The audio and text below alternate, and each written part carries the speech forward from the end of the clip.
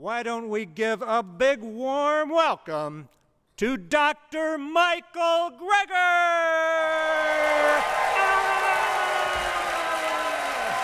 There you go.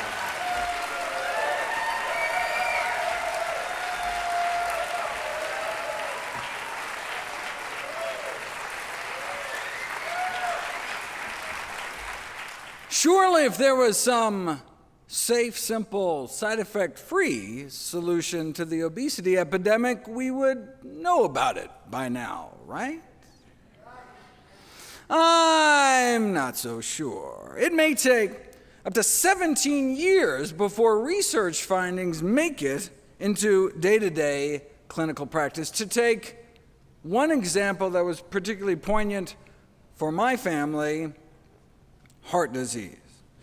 Decades ago, Dr. Dean Ornish and colleagues published evidence in one of the most prestigious medical journals in the world that our leading cause of death could be reversed with diet and lifestyle changes alone, yet hardly anything changed.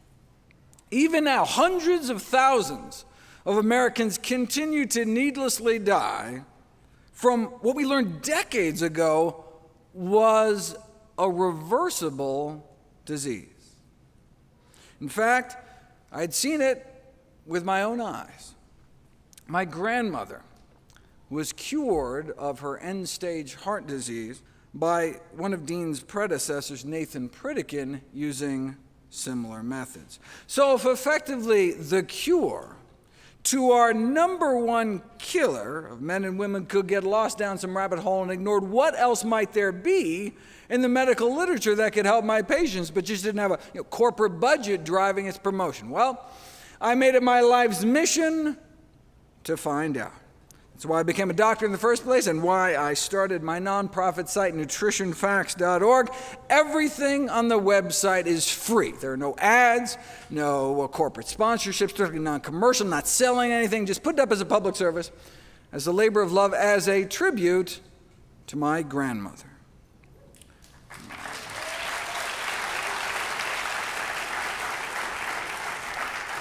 New videos and articles nearly every day on the latest in evidence-based nutrition. What a concept. Okay, so what does the science show is the best way to lose weight? If you want testimonials and before and after pictures, you have come to the wrong place. I'm not interested in anecdotes. I'm interested in the evidence. When it comes to making decisions as life and death important as the health and well-being of yourself and your family, there's really only one question. What does the best available balance of evidence show right now? The problem is that even just sticking to the peer-reviewed medical literature is not enough, as false and scientifically misleading, unsupported beliefs about obesity are pervasive, even in scientific journals. The only way to get at the truth, though, then, is to dive deep into the primary literature and read all the original studies themselves, but who's got time for that? There are more than 500,000 scientific papers on obesity, with 100 new ones published every day. Even researchers in the field might not be able to keep track beyond their narrow domain. But that's what we do at nutritionfacts.org. We comb through tens of thousands of studies a year, so you don't have to. Very nice. And indeed, we uncovered a treasure trove of buried data. Like today, I'll cover simple spices. For example, proven in randomized, double-blind, placebo-controlled trials to accelerate weight loss for pennies a day. But with so little profit potential, it's no wonder these studies never saw the light of day. The only profiting I care about, though, is your health. That's why 100% of all the proceeds I receive from all my books and DVDs and speaking engagements are all donated to charity. I just want to do for your family what Pritikin did for my family. But wait, isn't weight loss just about eating less and moving more? I mean, isn't a calorie a calorie? That's what the food industry wants you to think. The notion that a calorie from one source is just as fattening as any other is a trope broadcast by the food industry as a way to absolve itself of culpability. Coca-Cola itself even put an ad out there emphasizing this one simple common sense fact. As the current and past chairs of the Harvard's nutrition department put it, this central argument from industry is that the overconsumption of calories from carrots would be no different than the overconsumption of calories from soda.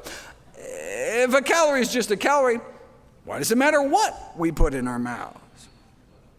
Let's explore that example of carrots versus Coca-Cola.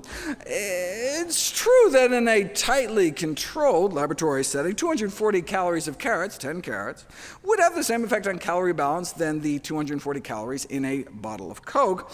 But this comparison falls flat on its face out in the real world. Right?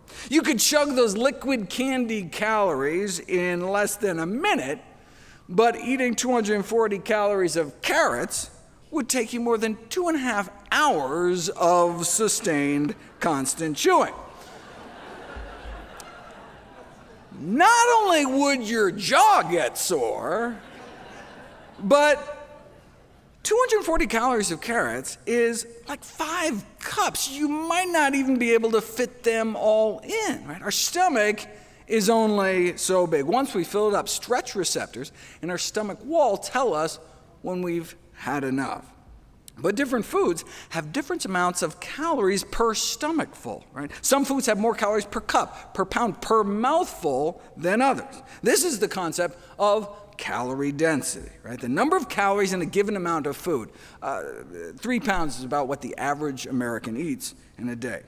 As you can see, for example, oil is a high calorie density, meaning a high calorie concentration, lots of calories kind of packed into a small space. So drizzling just a tablespoon of oil onto a dish adds over 100 calories. For those same calories, you could have instead eaten about 2 cups of blackberries, for example, a food with a low calorie density. So these 2 meals have the same number of calories. You could swig down that spoonful of oil, not even feel anything in your stomach, but eating a couple cups of berries could start to fill you up. Right? That's why, yes, biochemically, a calorie is a calorie, but eating the same amount of calories in different foods can have different effects. The average human stomach can expand to fit about 4 cups of food. So a single stomach full of strawberry ice cream, for example, could max out our caloric intake for the entire day. For those same 2,000 calories, to get those same 2,000 calories from strawberries themselves, you'd have to eat 44 cups of berries, right? That's 11 stomachfuls. I mean, as delicious as berries are, I don't know if I could fill my stomach to bursting 11 times a day, right? So some foods are just impossible to overeat. They're so low in calorie density, right? You just physically couldn't eat enough to even maintain your weight. In a lab, a calorie is a calorie, but in life, far from it. Traditional weight loss diets focus on decreasing portion size, but these, we know these eat less approaches can leave people feeling hungry and unsatisfied. A more effective approach may be to shift the emphasis from restriction to positive eat more messaging, of increasing intake of healthy, low-calorie density foods. But you don't know until you put it to the test. Very nice. Researchers in Hawaii tried putting people on more of a traditional Hawaiian diet with all the plant foods they could eat. Unlimited quantities of fruits, vegetables, whole grains, beans, and the study subjects lost an average of 17 pounds in just 21 days. Calorie intake dropped by 40%, but not because they were eating less food. They lost 17 pounds in 3 weeks eating more food, in excess of 4 pounds a day. How could that be? Because whole plant foods tend to be so calorically dilute, right? You can stuff yourself without getting the same kind of weight gain. They lost 17 pounds in 3 weeks eating more food. That's why in my upcoming new book, How Not to Diet, which I am very excited about. That's why low in calorie density is on my list of the 17 ingredients for an ideal weight loss diet. As noted before, Americans appear to average about 3 pounds of food a day. So if you stuck with mostly these foods, right, you can see how you can eat more food and still shed pounds. Right? A landmark study set to be published next month found that even when presented with the same number of calories and the same salt, sugar, fat, fiber, and protein, processed foods led to weight gain, 2 pounds gained over 2 weeks, and unprocessed foods led to weight loss, 2 pounds down in the same 2 weeks. Here's one of their processed food meals, which is probably healthier, actually, than what most people eat. Non-fat Greek yogurt, baked potato chips, sugar-free diet lemonade with a turkey sandwich has the same number of calories as this, with the unprocessed meal food folks were eating, kind of a Southwest entree salad, black beans, avocados, nuts. See, that's the calorie density effect. Same calories, but there's just more food. No wonder it satisfied their hunger, and they ended up 4 pounds lighter in 2 weeks eating more food.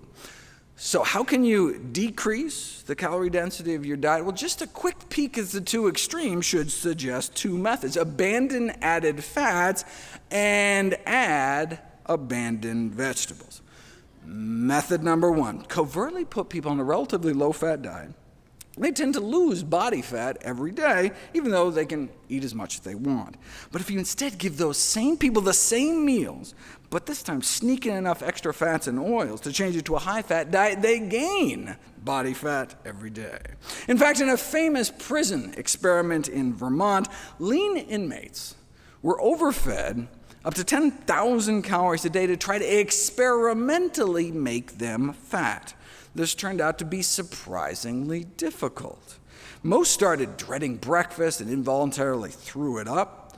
The researchers learned how difficult it was to have people gain weight on purpose unless you feed them lots of fat.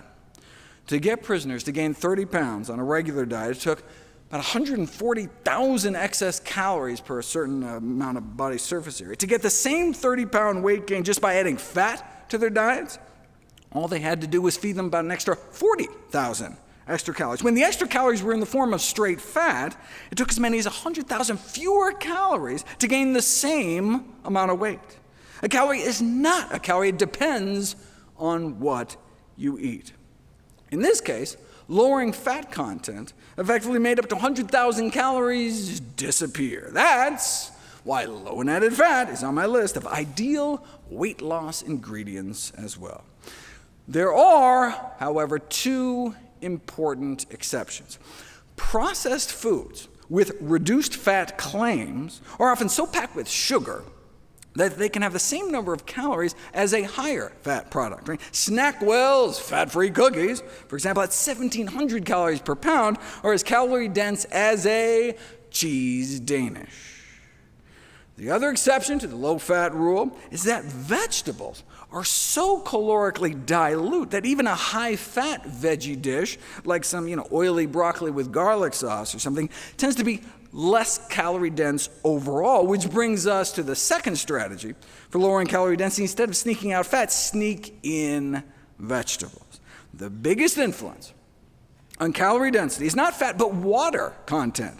Since water adds weight and bulk without adding calories, the most calorie-dense foods and the most calorie-dense diets tend to be those that are dry. Some vegetables, on the other hand, are more than 95% water. And not just, iceberg lettuce. Cucumbers, celery, turnips, cooked Napa cabbage, bok choy, summer squash, zucchini, bean sprouts, and bamboo shoots can top out at 95% water. They're basically just water in vegetable form. Right? A big bowl of water-rich vegetables is practically just a big bowl of trapped water. Right? The effect on calorie density is so dramatic, the food industry wants in on the action. They figured they could use nanotechnology to structure a solid processed food similar to a celery stalk with self-assembled water-filled nanocells or nanotubes. No need, as Mother Nature beat you to it. When dozens of foods, common foods, pitted head-to-head for their ability to satiate appetites for hours, the characteristic most predictive was not how little fat or how much protein it had, but how much water it had. That was the number one predictor of how filling a food is. That's why high in water-rich foods is on my list too. Water-rich foods like vegetables topping the charts, with most more than 90% water by weight, followed by most fresh fruit, coming in around the 80s. Starchier vegetables, whole grains, and canned beans are mostly 70s, meaning 3/4 of their weight, pure water. In general, when it comes to water-rich foods, most whole plant foods float towards the top, most animal foods fall somewhere in the middle, and most processed foods sink to the bottom. In a famous series of experiments, researchers at Penn State decided to put water-rich vegetables to the test. Study subjects were served pasta and told to eat as much or as little as they'd like, and on average they consumed about 900 calories of pasta. Now, what do you think would happen if as a first course you gave them 100 calories of salad, composed largely of lettuce, carrots, cucumbers, celery, and cherry tomatoes?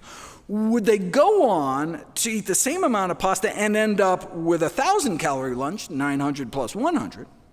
Or would they eat maybe 100 fewer calories of pasta, effectively canceling out the added salad calories?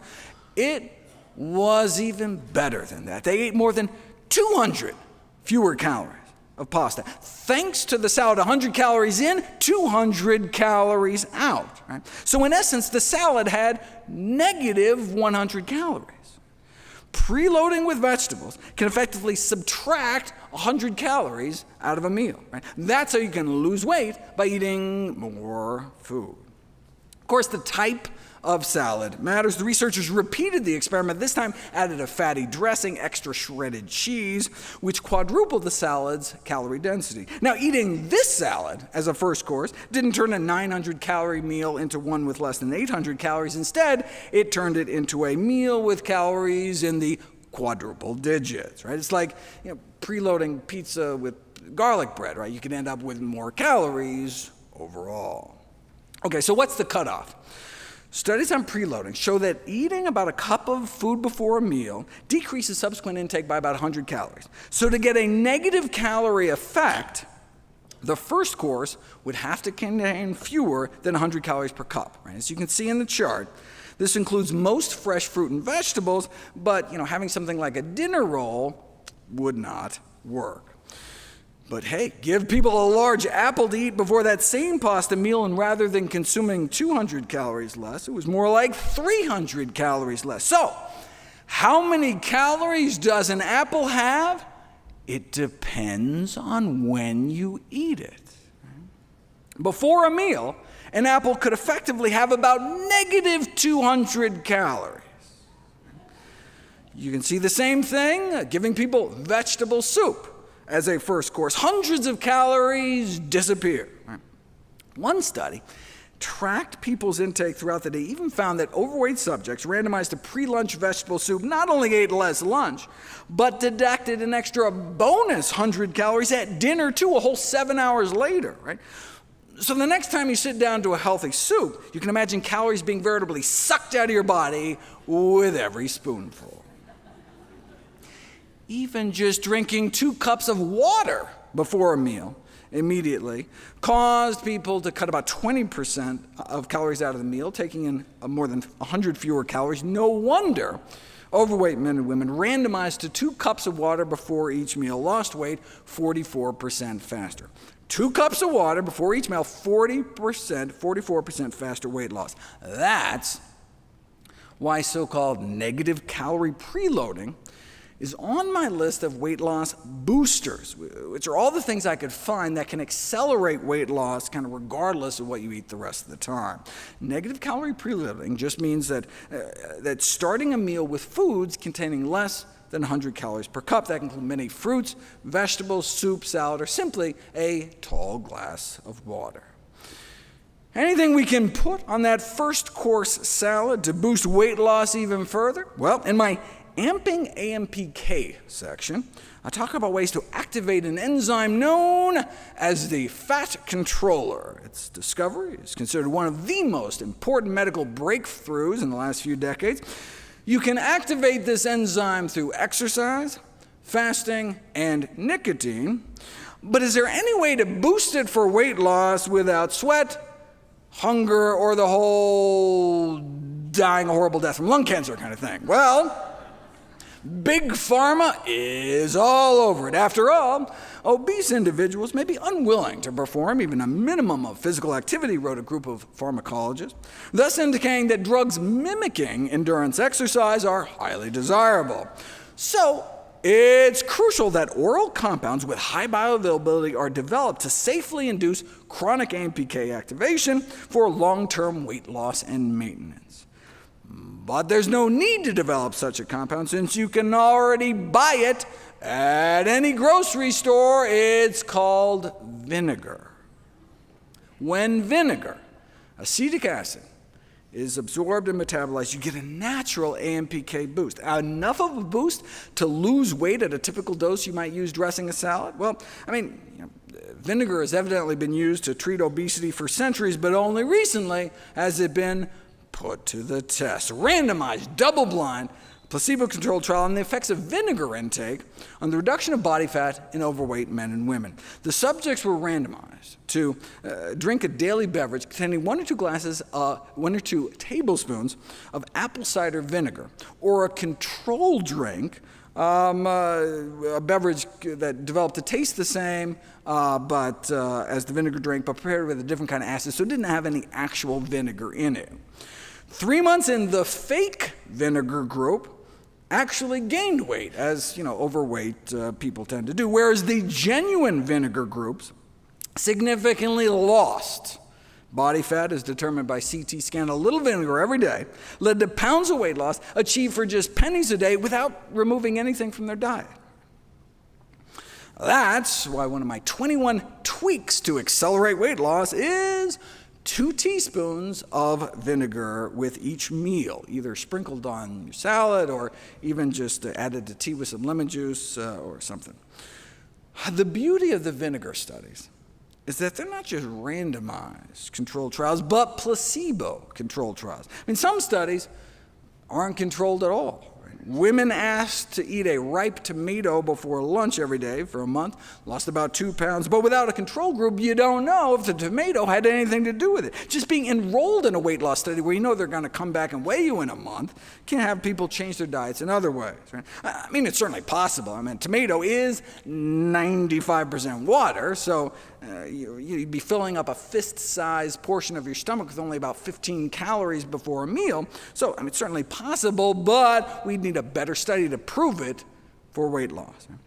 Stronger studies have control groups, at least. For example, randomize people to a weight loss diet with or without 1 to 2 cups of low-sodium vegetable juice, and those drinking the vegetable juice lose significantly more weight. Or split people into 2 groups and give half about 2 tablespoons of goji berries a day, and 45 days later, the goji group appeared to cut 2.5 inches off their waistline compared to no change in the control group. But anytime you have one group do something special, you don't know how much of the benefit is due to the placebo effect. In drug trials, it's easy, right? You give half the people the actual medication, the other half a placebo, identical-looking sugar pill placebo. Both groups are then doing the same thing, taking an identical-looking pill. So if you see any difference in outcomes, all right, well then we can suspect it's due to the actual drug, right? But what would placebo broccoli look like, right? That's the problem. You can't stuff cabbage into a capsule, but there are some foods so potent that you could actually fit them into a pill to pit them against placebos, spices. Want to know if garlic can cause weight loss? Give people some garlic powder compressed into tablets versus placebo pills. And garlic worked, resulting in both a drop in weight and waistlines within 6 weeks. They used about a half teaspoon of garlic powder a day, which would cost less than 4 cents. 4 cents too steep. How about 2 cents a day? A quarter teaspoon of garlic powder a day. About 100 overweight men and women randomized a quarter teaspoon worth of garlic powder a day or placebo, and those unknowingly taking that 2 cents worth of garlic powder a day lost about 6 pounds of straight body fat over the next 15 weeks. Now, if you can splurge up to 3 cents a day, there's black cumin. A meta-analysis of randomized controlled trial shows weight loss efficacy, again, with just a quarter teaspoon a day. Not regular cumin. This is a completely different spice known as black cumin. You say, well, what is black cumin? You obviously haven't been reading your Bibles. Described as a miracle herb, besides the weight loss, there are randomized controlled trials showing daily black cumin consumption significantly improves cholesterol and triglycerides, significantly improves blood pressure and blood sugar control. But I use it just because it tastes good. I just put black cumin seeds in a pepper grinder and grind it like pepper. With more than 1,000 papers published in the medical literature on black cumin, some reporting extraordinary results like dropping cholesterol levels as much as a statin drug. Why don't we hear more about it? Why weren't we taught about it in medical school? Right? Presumably because there's no profit motive, right? Black cumin is just a common natural spice, right? You're not going to thrill your stockholders selling something that you can't patent that costs 3 cents a day. Or you can use regular cumin, the second most common popular spice on earth. Those randomized to half of a teaspoon at both lunch and dinner over 3 months, lost 4 more pounds and an extra inch off their waist, found comparable to the obesity drug known as Orlistat. That's the anal leakage drug you may have heard about. Though the drug company evidently prefers the term fecal spotting to describe the rectal discharge it causes.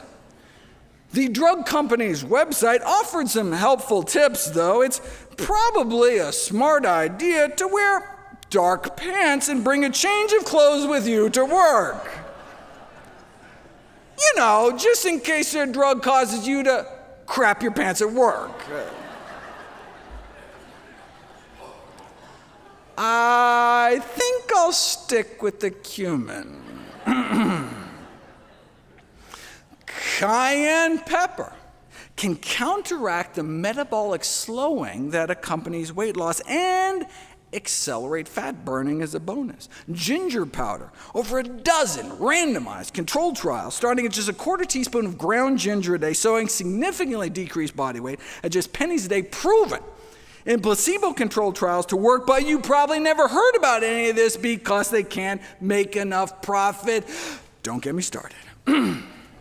Let me go back to the Coke versus carrots example. A calorie is not a calorie because drinking this is not the same as eating this. But even if you consume the same number of calories, chewed for hours to pack in all those carrots, a calorie may still not be a calorie because it's not what you eat, it's what you absorb. And as anyone who's ever eaten corn can tell you, some bits of vegetable matter can pass right through you.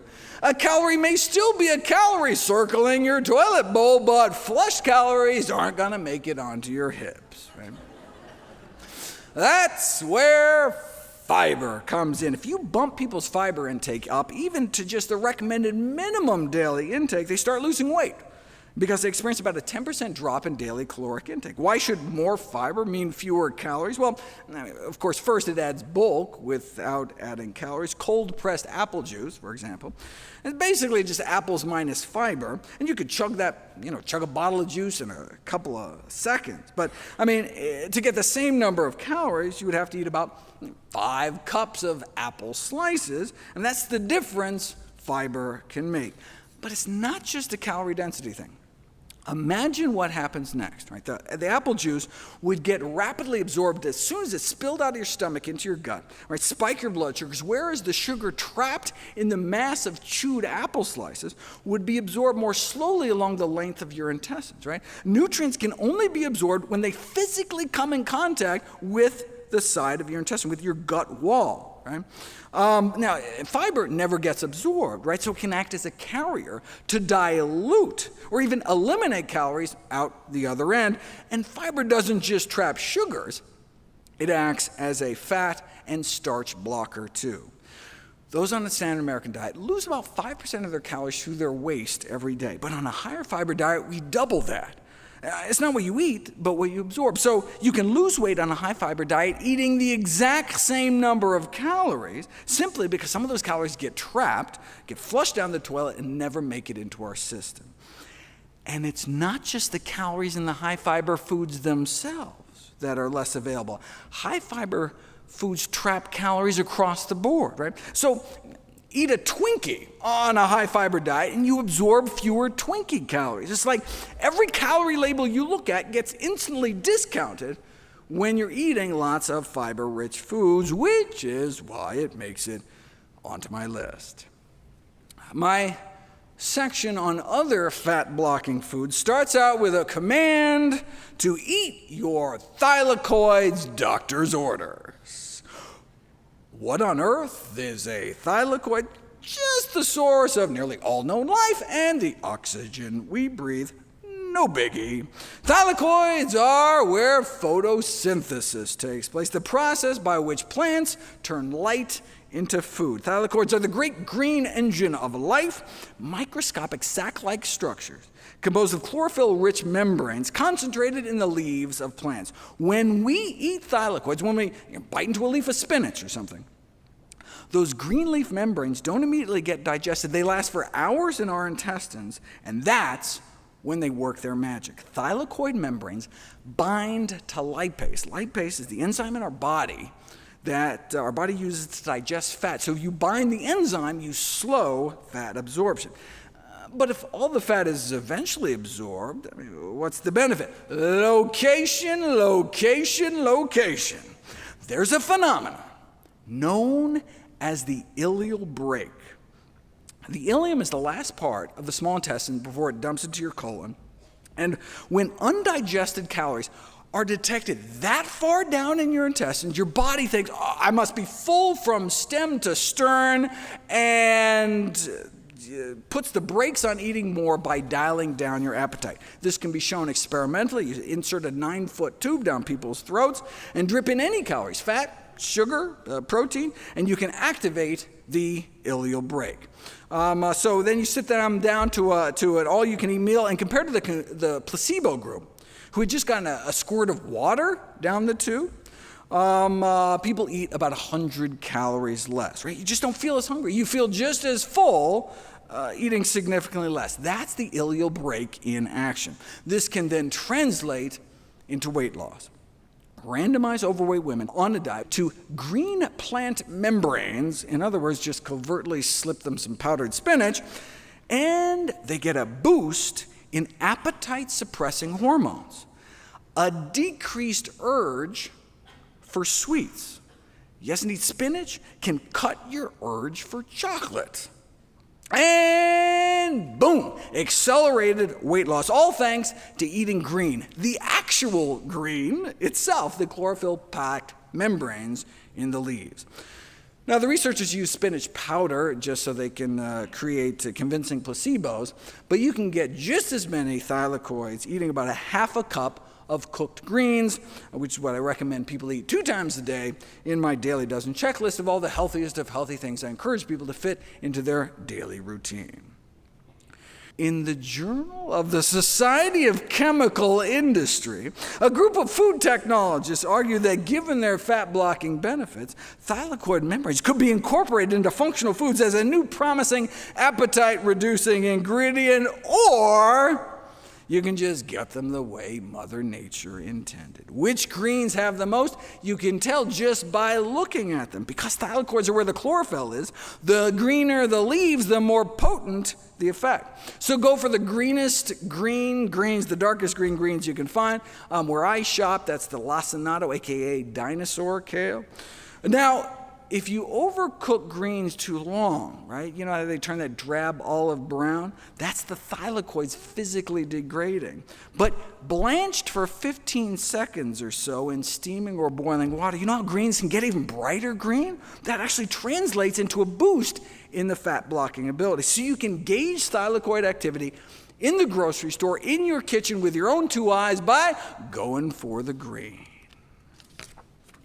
Though thylakoids eventually get broken down, fiber makes it all the way down to our colon.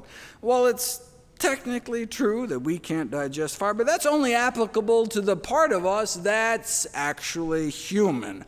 Most of the cells in our body are bacteria, or gut flora, which weigh as much as one of our kidneys, as metabolically active as our liver, has been called our forgotten organ. And it's an organ that runs on MAC, microbiota accessible carbohydrates.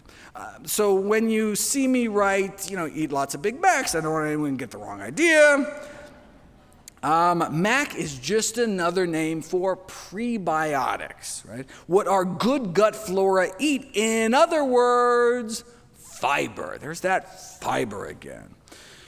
What do our good bacteria do with the fiber? We feed them and they feed us right back. They make short-chain fatty acids that get absorbed from the colon into our bloodstream, circulate through our body, and even make it up into our brain. Right? It's like the way our gut flora communicates with us, dialing down our appetite, all the while increasing the rate at which we burn fat and boosting our metabolism at the same time, all thanks to fiber. Check this out. Put people on a brain scanner, show them a high-calorie food like a donut, and the reward centers in their brains instantly light up. But if you repeat the experiment, but this time secretly deliver fiber-derived short-chain fatty acids directly into their colon, you get a blunted reward center response. And subjects report that high-calorie foods just seem less appetizing, and subsequently ate less of an all-you-can-eat meal. Right?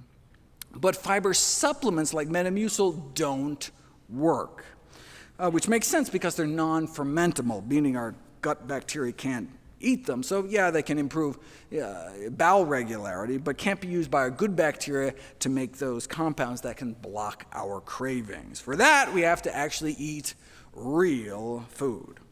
Our good gut bugs are trying to help us, right? But when we eat a diet deficient in fiber, we are in effect starving our microbial self. Less than 5% of Americans reach even the recommended minimum daily adequate intake of fiber. No surprise, since the number one sources are beans and whole grains. And 96% of Americans don't even reach the recommended minimum intake of legumes, which are beans, split peas, chickpeas, and lentils. And 99% don't reach the recommended minimum for whole grains. Most people don't even know what fiber is. More than half of Americans surveyed think that steak is a significant source of fiber. However, by definition, fiber is only found in plants. There's zero fiber in meat, eggs, or dairy, and typically little or no fiber in processed junk, and therein lies the problem. But, wouldn't at least the protein in that steak fill you up? Surprisingly, even a review supported by the meat, dairy, and egg industries acknowledged that protein intake does not actually translate into eating less later on, whereas you eat a fiber-rich whole grain for supper, and it can cut your calorie intake more than 12 hours later at lunch the next day. You feel full 100 calories quicker the following day because by then, your good gut bugs are feasting on the same bounty and dialing down your appetite. Right? Today, Even our meat could be considered junk food.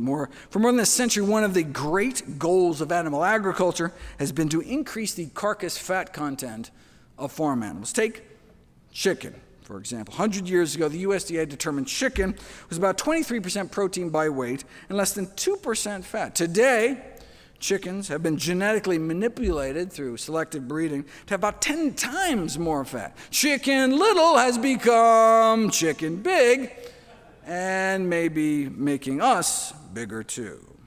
Meat consumption in general is associated with weight gain, but poultry appeared to be the worst. Even just an ounce a day, which is like a single chicken nugget, or like one chicken breast every 10 days, was associated with weight gain compared to eating no chicken at all. It's funny, when the meat industry funds obesity studies on chicken, they choose for their head-to-head comparison foods like cookies and sugar-coated chocolates. This is a classic drug industry trick to try to make your product look better by comparing it to something worse. Apparently, just regular chocolate wasn't enough to make chicken look better. But what happens when chicken is pitted against a real control, like chicken without the actual chicken? Chickens out. Both soy-based proteins and corn, which is a plant-based meat made from the mushroom kingdom, were found to have stronger satiating qualities than chicken. Feed people a chicken and rice lunch, and 4.5 hours later they'd eat 18% more of a dinner buffet than had they instead been given a chicken-free chicken and rice lunch. These findings are consistent with childhood obesity research that found that meat consumption seemed to double the odds of school children becoming overweight compared to the consumption of plant-based meat products. Whole food sources of plant protein, such as beans, did even better, though, associated with cutting in half the odds of becoming overweight.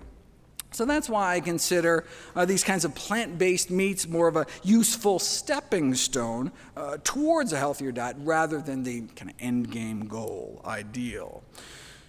Part of the reason plant-based meats may be less fattening is they cause less of an insulin spike. A meat-free chicken like corn causes up to 41% less of an immediate insulin reaction. It turns out animal protein causes almost exactly as much insulin release as pure sugar. Just adding some egg whites to your diet can increase insulin output as much as 60% within 4 days. And fish may be even worse. Why would adding tuna to mashed potatoes spike up insulin levels, but adding broccoli instead cut the insulin response by about 40%? It's not the fiber, since giving the same amount of broccoli fiber alone provided no significant benefit. So why does animal protein make things worse, but plant protein make things better? Plant proteins tend to be lower in the branched chain amino acids, which are associated with insulin resistance, the cause of type 2 diabetes. You can show this experimentally. Give some vegans branched chain amino acids, you can make them as insulin resistant as omnivores, or take some omnivores and put them even through a 48-hour vegan diet challenge, and within 2 days, you can see the opposite, significant improvements in metabolic health. Why?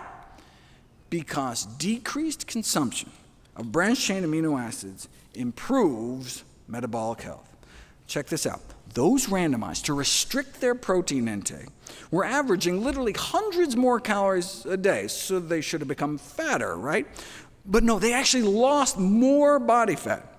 Restricting their protein enabled them to eat more calories, while at the same time they lost more weight, more calories, yet a loss in body fat. And this magic protein restriction, they were just having people eat the recommended amount of protein. So maybe they should have just called this group the normal protein group, or the recommended protein group, and the group that was eating more typical American protein levels and suffering because of it, the excess protein group. given the metabolic harms of excess branched-chain amino acid exposure, leaders in the field have suggested the invention of drugs to block their absorption, to promote metabolic health and treat diabetes and obesity without reducing caloric intake. Or we can just try not to eat so many branched-chain amino acids in the first place. They are found mostly in meat, including chicken and fish, dairy products, and eggs, perhaps explaining why animal protein is associated with higher diabetes risk, whereas plant protein appears protective. So defining the appropriate upper limits of animal protein intake may offer a great chance for the prevention of type 2 diabetes and obesity, but it need not be all or nothing. Even an intermittent vegan diet has been shown to be beneficial. If there was one piece of advice that sums up the recommendations in my upcoming book, it would be wall off your calories. Animal cells are encased only in easily digestible membranes, which allows the enzymes in our gut to effortlessly liberate the calories in a steak, for example. Right? Plant cells, on the other hand, have cell walls that are made out of fiber, which present an indigestible physical barrier, so many of the calories remain trapped. Now, processed plant foods, however, fruit juice, sugar, refined grains, even whole grains, if they've been powdered into flour, have had their cellular structure destroyed. Their cell walls cracked open, and their calories are free for the taking. But when you eat structurally intact plant foods, chew all you want, you're still going to end up with calories completely surrounded by fiber, which then blunts the glycemic impact, activates the ileal break, and delivers sustenance to your friendly flora. So, bottom line, try to make sure as many of your calories as possible, your protein, your carbs, your fat, are encased in cell walls. In other words, from whole, intact plant foods. That's what nature intended to happen millions of years before we learned how to sharpen spears and mill grains and boil sugar cane. Our entire physiology is presumed to have evolved in the context of eating what the rest of our great ape cousins eat, plants. The Paleolithic period, when we started using tools, only goes back about 2 million years. We and other great apes have been evolving since back in the Miocene era, more like 20 million years ago. So for the first 90% of our hominoid existence, our bodies evolved on mostly plants. It's no wonder, then, that our bodies may thrive best on the diet we were designed to eat. So maybe we should go back to our roots. With enough portion control, anyone can lose weight, right? Lock someone in a closet, you can force them to lose as much body fat as you want. Chaining someone to a treadmill, probably have a similar effect. But what is the most effective weight loss regimen that doesn't involve calorie restriction or exercise or a felony? I scoured through the medical literature at all the randomized controlled trials, and the single most successful strategy to date is a diet of whole plant foods. The single most effective weight loss intervention like that ever published in the peer-reviewed medical literature, a whole food, plant-based diet. That works better than anything else studied to date, and no wonder, given what we just learned about fiber and branched-chain amino acids and all that. Okay. Now, I mean, we've known for more than 40 years that those eating predominantly plant-based diets weigh, on average, about 30 pounds less than the general population, but you don't know if it's the diet itself until you put it to the test. In 2017, a group of New Zealand researchers published the Broad Study, a 12-week randomized controlled trial in the poorest region of the country with the highest obesity rates. Overweight individuals were randomized to receive either standard medical care or semi-weekly classes offering advice and encouragement to eat a low-fat diet centered around fruits, vegetables, whole grains, and legumes. And that's all it was, just empowerment and information, empowerment with knowledge. No meals were provided. The intervention group was merely informed about the benefits of plant-based living and encouraged to fit it into their own lives at home. No significant change in the control group, but the plant-based intervention group, even though there were no restrictions on portions, be able to eat freely all the healthy foods they wanted, lost an average of 19 pounds by the end of the 3-month study. 19 pounds, that's a kind of respectable weight loss, but what happened next, right? At the end of those 12 weeks, class was dismissed and no more instruction was given.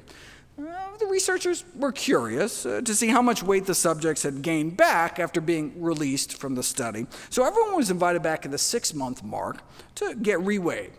The plant-based group had left the 3-month study 19 pounds lighter on average, but 6 months later, they were only down about 27 pounds. They got better.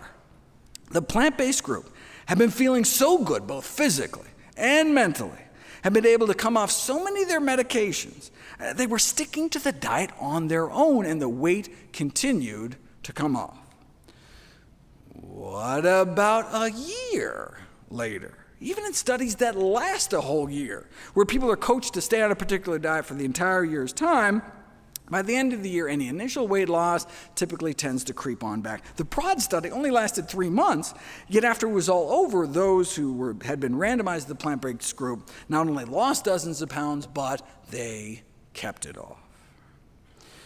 They not only achieved greater weight loss at 6 and 12 months than any other comparable trial. That was months after the study had already ended. Right?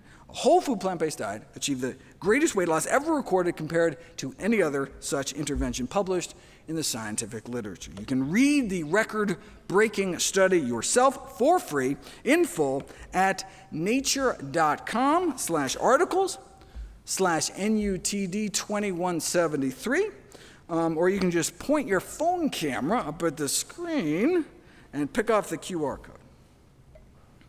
Any diet that results in reduced calorie intake can result in weight loss. I mean, dropping pounds isn't so much the issue.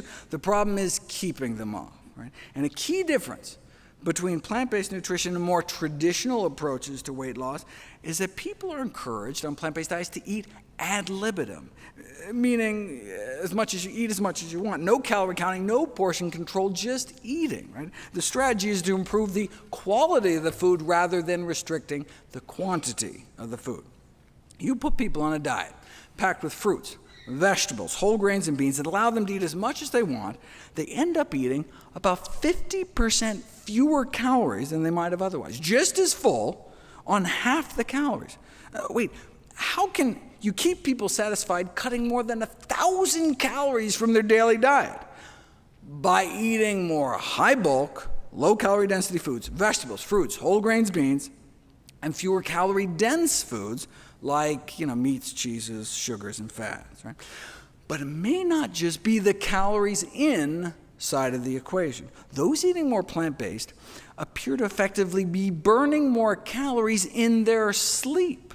The resting metabolic rate of those eating more plant-based may be 10% higher or more, a boosted metabolism that can translate into burning off hundreds of extra calories a day more without doing a thing. Eating more plant-based, you burn more calories just existing.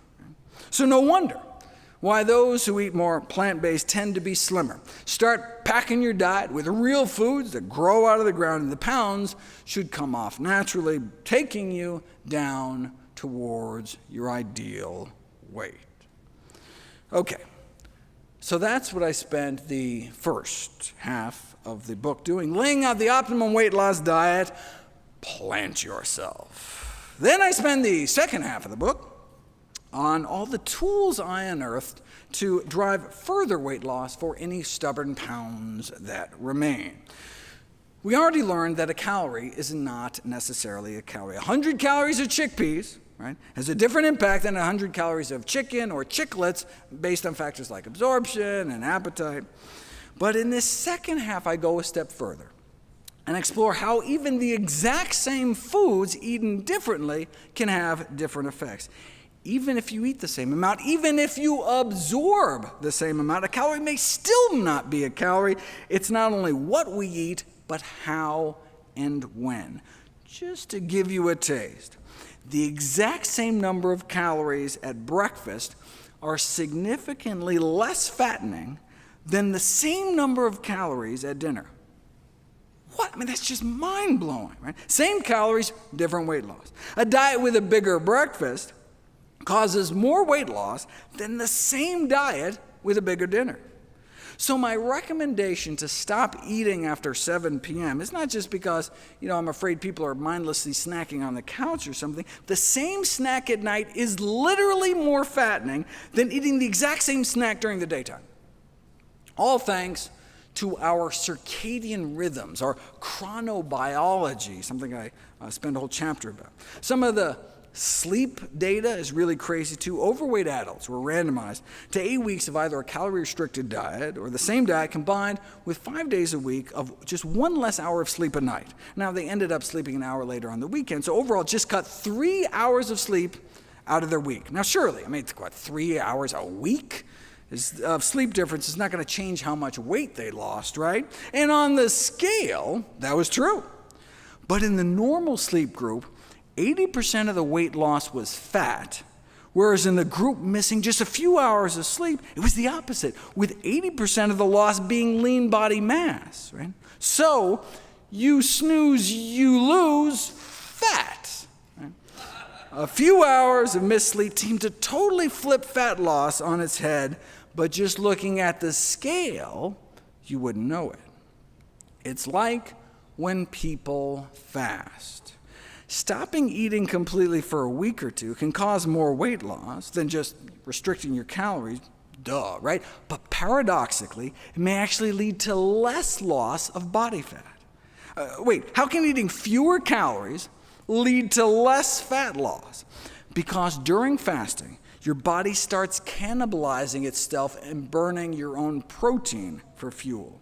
The scale made it look as though they were doing better when they were fasting, but the reality is they were doing worse. They would have lost more body fat if they had kept eating. They would have lost more body fat eating more calories, right?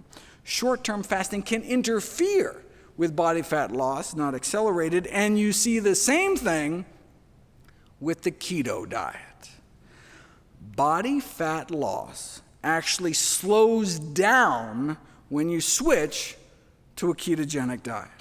Just looking at the bathroom scale, though, the keto diet seems like a smashing success, losing less than a pound a week on a regular diet to, boom, 3.5 pounds in 7 days after switching to keto. But what was happening inside their bodies told a totally different story. On the ketogenic diet, their rate of body fat loss was slowed by more than half. So most of what they were losing was water, but they were also losing protein. They were also losing lean mass. That may help explain why the leg muscles of CrossFit trainees placed on a ketogenic diet can shrink as much as 8% within 2 months. Of course, even if keto diets work, the point of weight loss is not to fit into a skinnier casket. Right? People whose diets even tend to trend that way appear to significantly shorten their lives. On the other hand, even just drifting in the direction of eating more healthy plant foods is associated with living longer, right? Those going the other way, though, those who start out more plant-based but then add meat to their diet at least once a week, not only appear to double or triple their odds of diabetes, stroke, heart disease, and weight gain, but may also suffer an associated 3.6-year drop in life expectancy. That's going from no meat to just once a week meat or more. Low-carb diets have been shown to impair artery function and worsen heart disease, whereas whole food plant-based diets have been shown to actually reverse heart disease. That's what Ornish used, right?